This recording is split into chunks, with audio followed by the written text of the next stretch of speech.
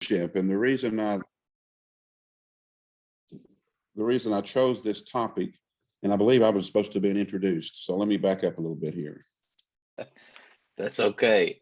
I'm Chase. I think I'm the host of this room. Can you guys hear me okay? Yes. Thank you, Chase. Yeah, thank you. So yeah, the topic in this room is servant leadership. Does it really work? By Dr. Joseph Rocky Wallace from Campbellsville University. So I'm excited to see this. I know servant leadership.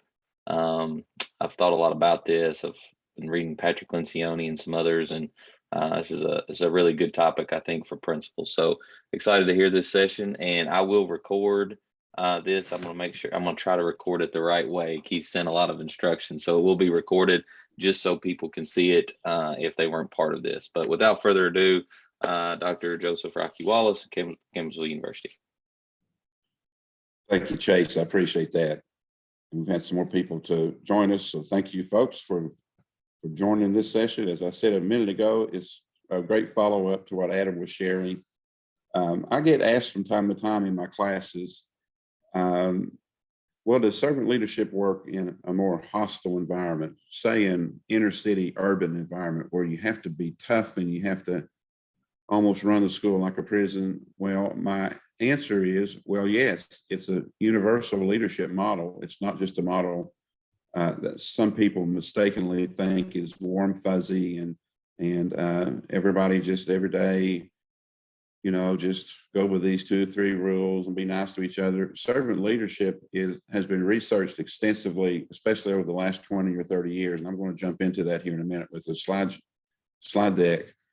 But Ken Blanchard is the current guru who really shares in conferences around the world and with his company and with his resources that servant leadership is very much about accountability. It's just how we treat each other with accountability, how we model it, much like what Adam was saying.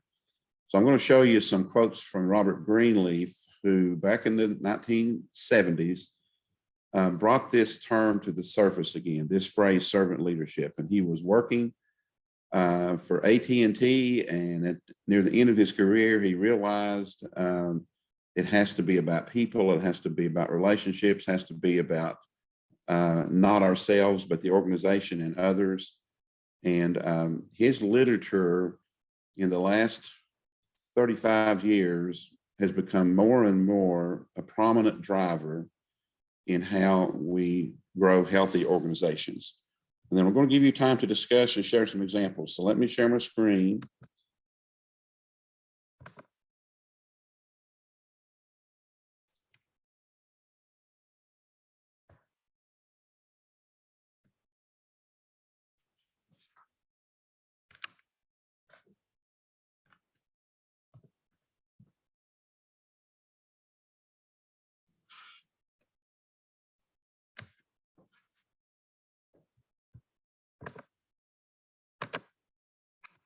So here's a quote by Greenleaf. The servant leader is servant first. It begins with a natural feeling that one wants to serve first, as opposed to wanting power, influence, fame, or wealth. It's about others. Another Greenleaf quote. Empower, equip, grow. The grand design of education is to excite rather than pretend to satisfy an ardent thirst for information, and to enlarge the capacity of the mind rather than to store it with knowledge, however useful. Sounds like growth mindset a lot, doesn't it? Giving back. Another Greenleaf quote. Joy is inward. It is generated inside. It is not found outside and brought in. It is for those who accept the world as it is, part good, part bad, and who identify with the good by adding a little island of serenity to it.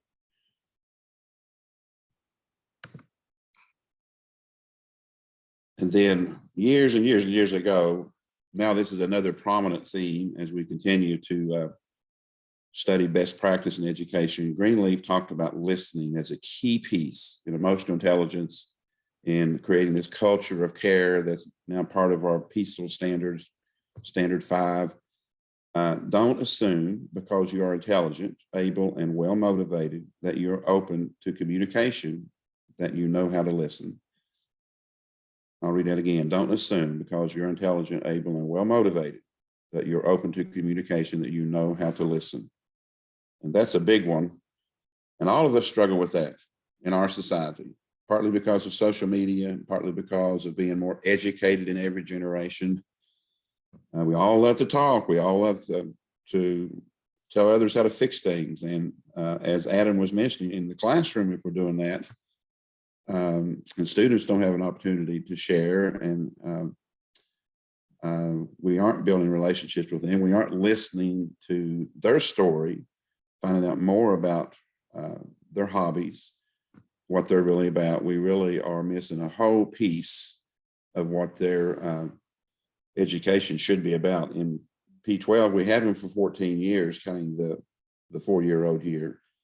And it's sad to see the research that says some students don't feel like they belong. They don't feel like even one person in the building cares for them, really knows their hobbies, knows what they're about.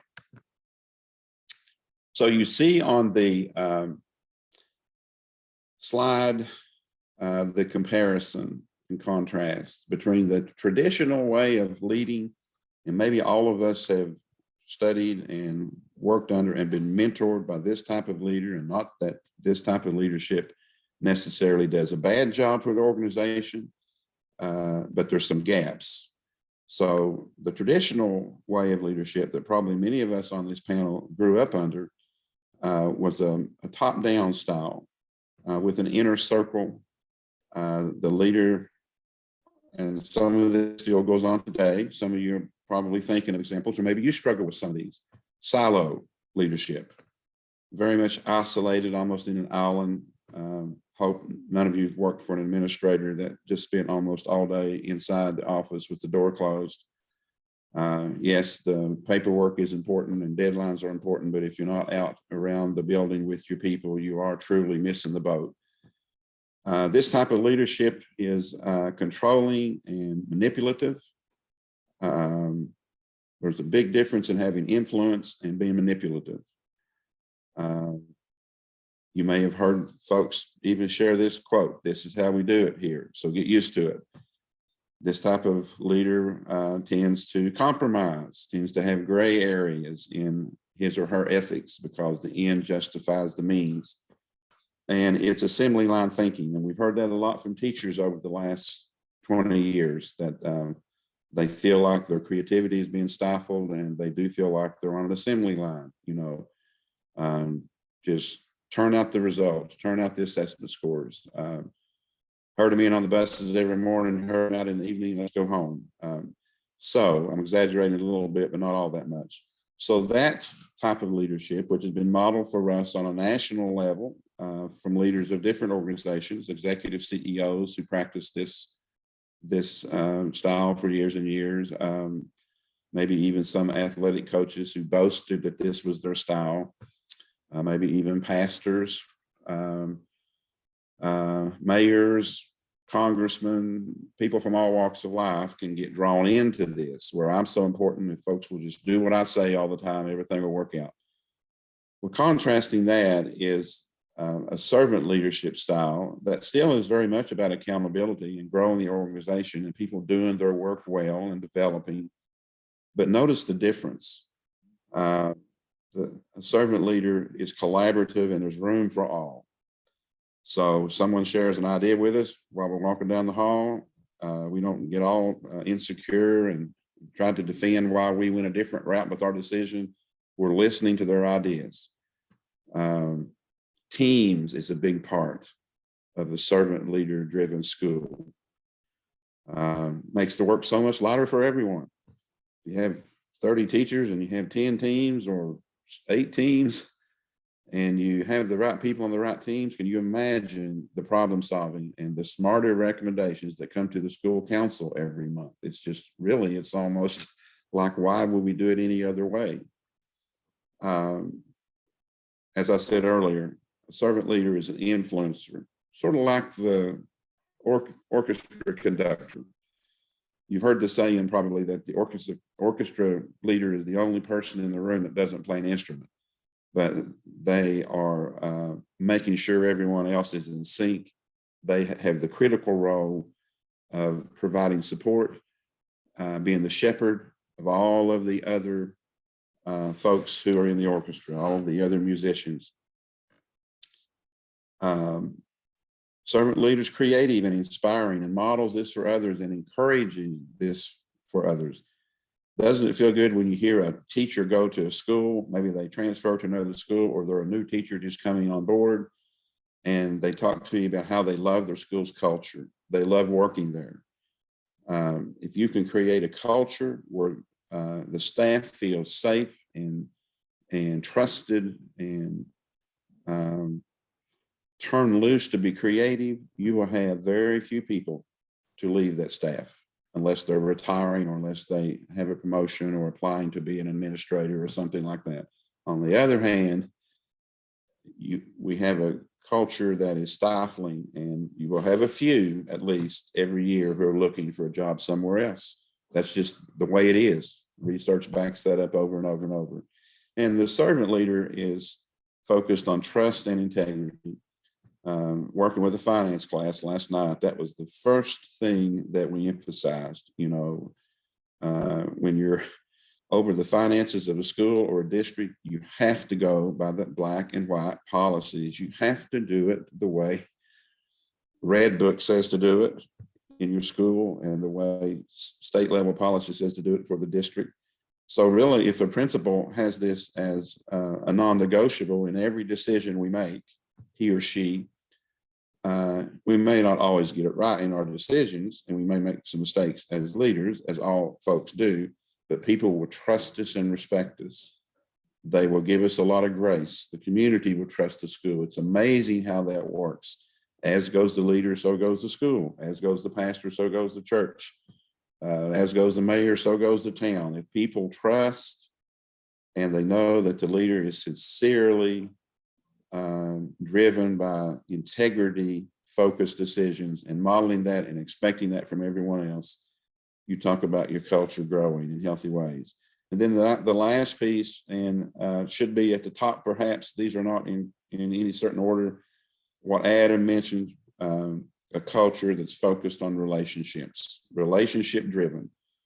My first year as a principal, I didn't know all the ins and outs. I was a rookie and green as a gourd, but I loved the work that year, and I think the staff responded to me well, because I realized from the first day, man, you got to learn people's names, you got to learn their personalities, you got to ask teachers what they think, you've got to show the parents you care for them, ride the buses home in the evenings to learn where the kids live, and boy, some of them live way up some gravel hollers back away from school, so no wonder we have snow days when there's only an inch of snow in Appalachia.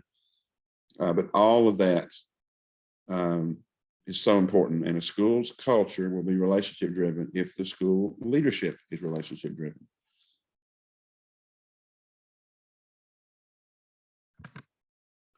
So does servant leadership work? The answer is yes, as it is steeped in accountability and everyone working on growth with mentors and a roadmap and a vision. So it's not that people are wiggling around getting out of work because everybody's being nice all the time. That is not what servant leadership is. Servant leadership is not niceties. Servant leadership is we care for each other, we care for the organization. There are more humane and healthy ways to grow this organization.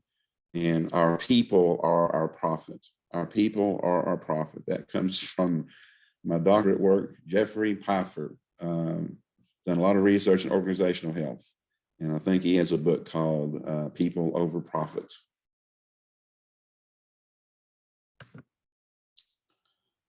So I'll ask, and then you know the answers. Oops, I've got a cheat sheet down there on the answers. Can the custodian be a leader in the building? The secretary, the newest teacher, the quietest student? Well, sure they can. When you're modeling servant leadership, you are empowering others, whatever walk of life they're in. And yes, it also is situational leadership. Blanchard teaches that, by the way, Ken Blanchard, very much that it's situational leadership. But he also teaches that it's not situational leadership in a political way. It's that you treat each person as individual and you practice emotional intelligence. You learn their strengths. You learn to read their emotions. You learn to have empathy, and you learn yourself. You study yourself. You work on your blind spots. You're vulnerable. You're authentic. You're transparent. Going to can't think of her name right now. Brene Brown's work on the one thing we struggle with is that we're not as transparent with others as we should be. And we actually carry shame around, which keeps us way too bottled up in terms of being more real with each other. So storytelling, and I'm going to put my email down here right now, then we're going to pop off so I can see everybody again. So I want you to be thinking about examples, and I can tell some, but I want to open up the floor to questions, open up the panel to questions and some storytelling that you can share with the rest of the group. But before I take the slide deck down, here's the email, jfwallace@campbellsville.edu. If you would like to have resources and research about servant leadership, if this is something that needs to be more of a PD concentration in your building or your district, or you just want to chat from time to time, there's my email.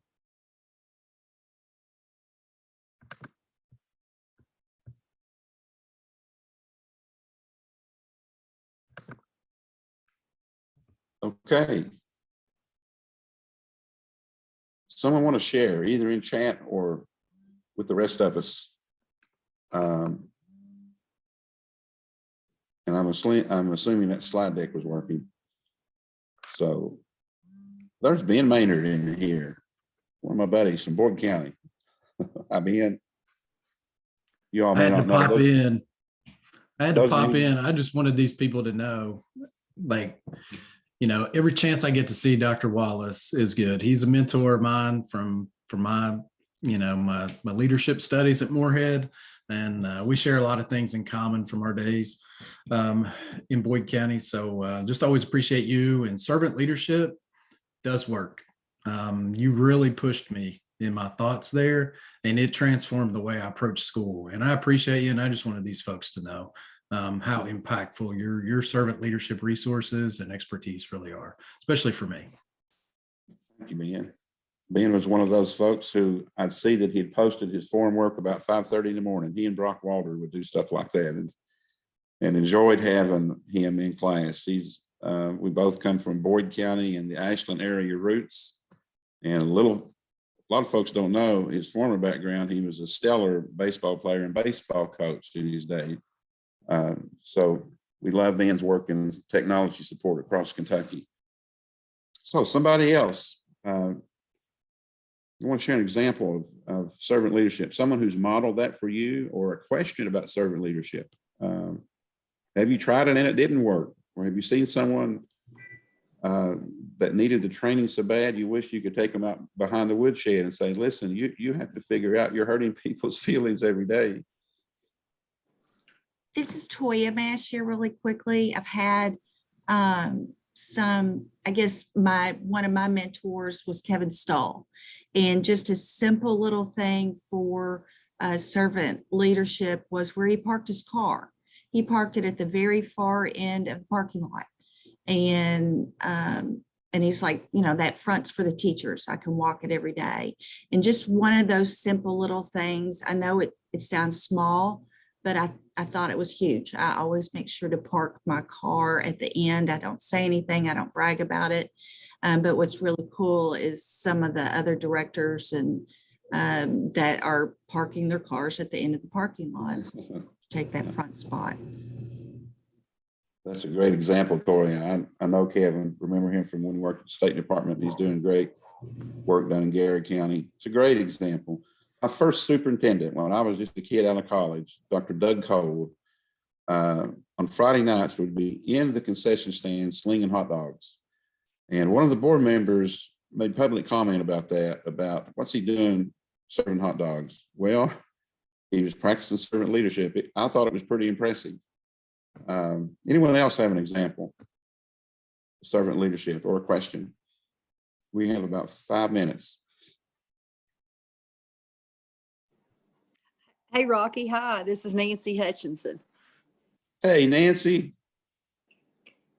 Excellent presentation. And Nancy Hutchinson, Chief Executive Officer of Kentucky Education Development Corporation, KEDC. And Rocky was one of our inspirational leaders there at KEDC before my time, but while I was principal and superintendent, and I do admire all the work that you do, especially in Campbellsville and how they're growing. I had my principals do a book study on the servant leadership years ago. And a couple of them, they all did really well on it, and they always did, but a couple of them took it really to the next level. And I was so glad to hear the young lady just now talking about where she parks her car. It's just the littlest of things.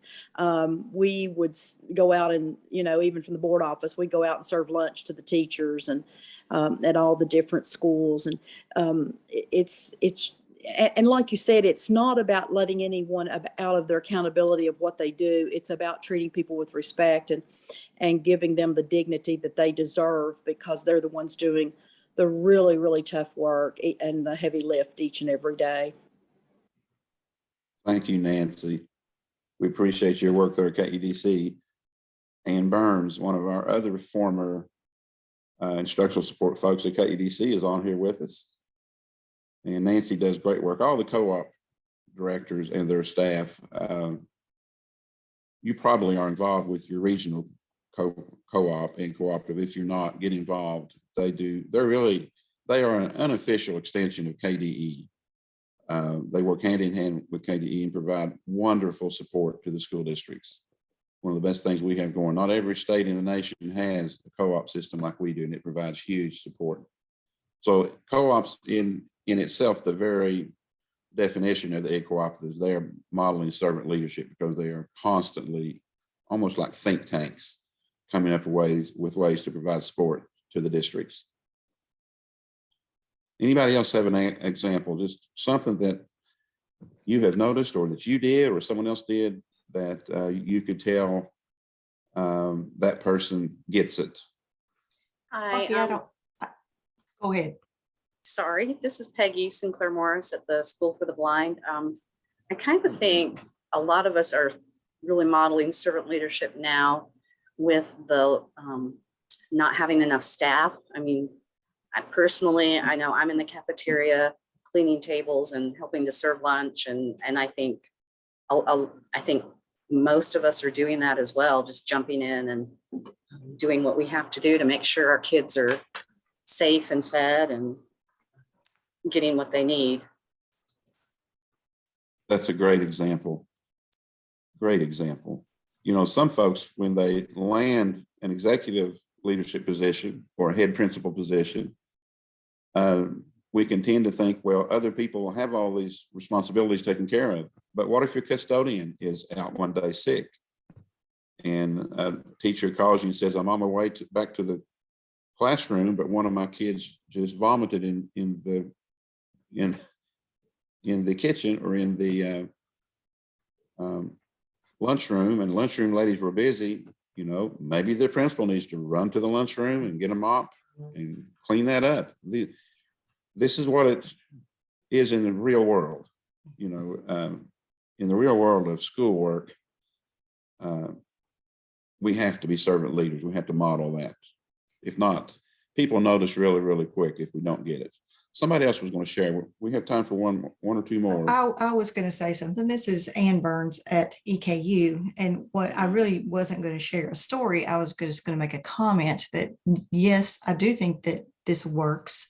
Servant leadership is so important regarding relationships, not only with your faculty and staff, but with your parents as well.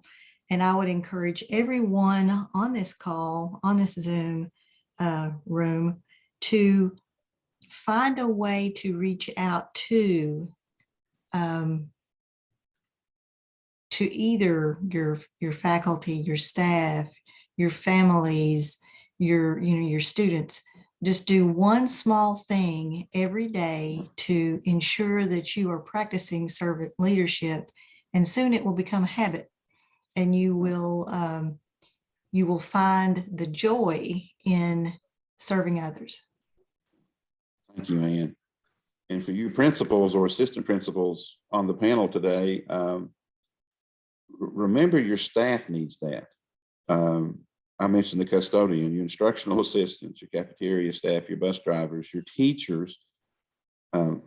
Just think about yourself when you have your growth plan conversation with your supervisor or your eval.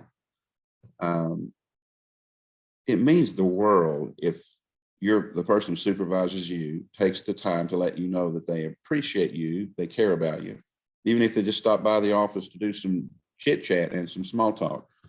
We all are human, and no matter what our resume says and our body of work, we need to be given that little boost from time to time. So you principals, I will advise you that you will have a much better culture in your building if you care for your teachers and let them know in lots of different ways that they mean a lot to you and you value them and you appreciate them.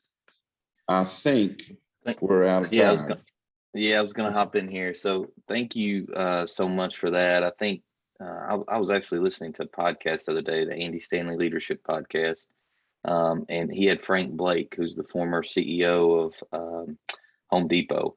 And they were talking about at Home Depot, they had this concept of inverting the pyramid and talking about how he made a great point. He's like, in traditional leadership models with the leaders at the top, gravity does a lot of the things for you, like just by being the leader, certain things occur. But when you invert the pyramid in this model of servant leadership, it takes effort. You have to push the vision up. You have to push the priorities up. And so I think that's so true with the principal role that, like, yes, we can do certain things and things will occur, but I think having a really intentional effort, a way to serve and lead our staff is so important. So thank you today for that, and grateful to be able to listen. So I think you guys have about 9 minutes before the next session.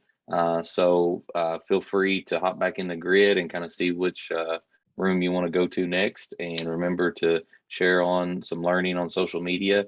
And so other people can learn. So thank you so much, Dr. Wallace, for your session today. Thank you, Chase. And Chase, how do we back out and go right back into the grid? I don't want to, well, we could just cut off and then go back into the main link, can't we? Okay, got it. Yep, I think so. Okay.